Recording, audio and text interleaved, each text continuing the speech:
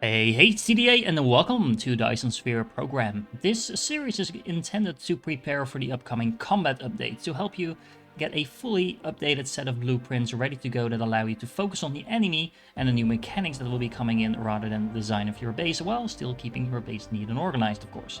Now, if you want to play along, all you need to do is put in this cluster seed in a new playthrough and you should find yourself on a world identical to mine. I will be sharing my blueprint, so you can simply copy-paste my factory or just take a closer look at it for inspiration for your own builds. If you are a newer player, you should probably be interested in my Masterclass series that is coming out alongside this series. That series is going to be based on the exact same playthrough, but I actually explain all the nitty-gritty details of the designs, tips and tricks, etc, etc.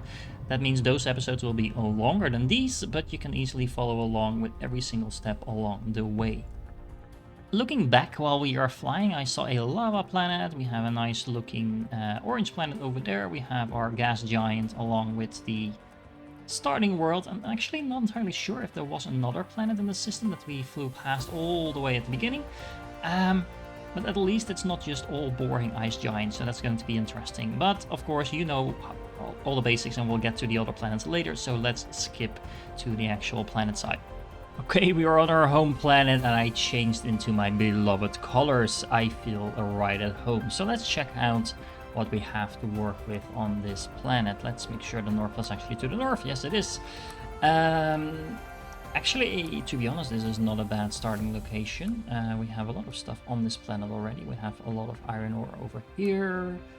But to be honest, I really like this location. We have a lot of iron over here. We have some coal. We have copper, at least all the copper we'll need for now.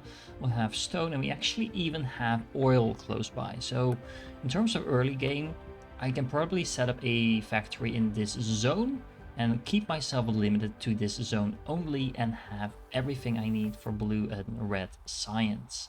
So yeah, that's it. I think this is a very strategic starting zone for a combat playthrough, just because the smaller we keep our initial factory, the easier it should be to defend it. Now, I'm not going to go through why you should research these things in these order and things like that, and how you handcraft things, because if you're in this playthrough, I assume that you already know what you're doing. If you want to know all these details and you're like, wait, he's going way too fast, how the hell am I supposed to follow along? Check out the companion episode to this, the Masterclass episodes. They cover the same playthrough, but every step in detail. So I am going to set up a little starting facility here to kind of bootstrap myself through a boosted type of playthrough, just to make sure I have all my bases covered. Now, I really like setting up a small little starting facility like this with all the basic materials covered along with some belts, because you need all the belts you can get if you want to expand efficiently. And you also need all these other resources to get the basic research done. And I like the blue signs ticking away while I actually build a proper starting facility. But yeah, I'm guessing that won't change when we have the combat update. What I'm also a little worried about is all these wind turbines that I have up and running. I know we could also switch to thermal energy. I actually already have that researched.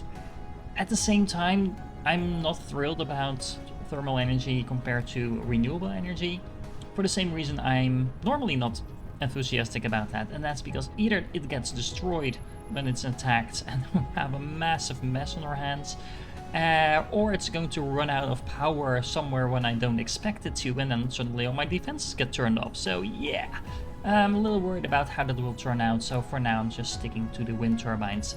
That said, I have a nice little blueprint ready for this to go, and now we have to expand that further on. Speaking of expansion, well, you probably have seen this a dozen times before by now if you're an experienced player, and as I said at the start of this episode, I assume you are. So all I've done is build some basic kind of jumpstart facility with all the basic resources in here to get the blue signs up and running, and of course another mall over here with all the basic buildings in there, that is supplied with some very basic setups for steel, iron, gears, stone and glass over here. And I really like how this turns out initially as a starting facility, even though it's not like innovative or new or anything like that. It's the same thing you've seen dozens of times. For the main reason that it's really compact. So if we're going to be under attack, we should be able to defend this easily. The one thing I don't really like about this setup is the amount of wind power that I still have. I actually did include a couple of thermal power plants over here, as you can see, just to kind of jumpstart it and make sure it doesn't get any bigger than it needs to be, because I don't know how many enemies we will have and how easy it will be to expand from this point onwards. But we do have a lot of room here in the middle, so if we need to adjust in the actual playthrough with combat, we can easily either fit in a couple more of these thermal power plants and just deal with it, or we can kind of fold in these windmills somewhere in this area. We have a lot of open space here that I'm not actually using, and I'm assuming that the bots won't be in the water, so it can build over here, although we do have the oil in this corner. So there is a lot of ways to work around that. I'm not going to worry too much about that at this point, but I can definitely see that becoming an issue at some point during the gameplay. Now, I'm probably overthinking this while kind of redesigning my early game blueprints, but I really like the storage boxes that we have in there. I actually started phasing them out in my newer builds because I wasn't actually using them, so there wasn't much point to all of this storage, but actually now we have the logistic bots, and we do get them at red signs, right? We do, yeah, so it's one of the first things we can unlock once we get that going. We'll actually have access to a very easy way to kind of have like early planetary logistics going and make little blueprints that will make any building we want based on these basic materials. So actually I have these boxes over here. I don't think I actually already included them for the steel, the gears and so on. Nope. So that's probably something I need to add as well. And that will basically just allow us to very easily construct any buildings that we might get added in the combat update. Maybe there's buildings that craft ammunition as well. We have some nice open space here as well, so if we don't need that for power and we can be a little bit more aggressive at how we expand, we can actually start placing those buildings in here as well. So that will be something to explore in the next episode once we actually get the red signs up and running. And I think that will be a huge key to the preparation, at least to make our lives easier once we get the combat update out. Now, these episodes will be coming out a little bit slower than you might expect, for the simple reason that I'm also making the masterclass series along with it, and it's about 15 times as much time involved in that as it is for making these episodes, because these are just aimed at experienced players, but having to explain everything and making sure I cover all the steps and shoot the footage and stuff like that takes a lot more time. It's really fun to do, don't get me wrong, and I think it's very important to have an up-to-date step-by-step guide as well for those newer players that will be coming in once the combat is in the game, because that's going to be hugely confusing. But anyway, I digress.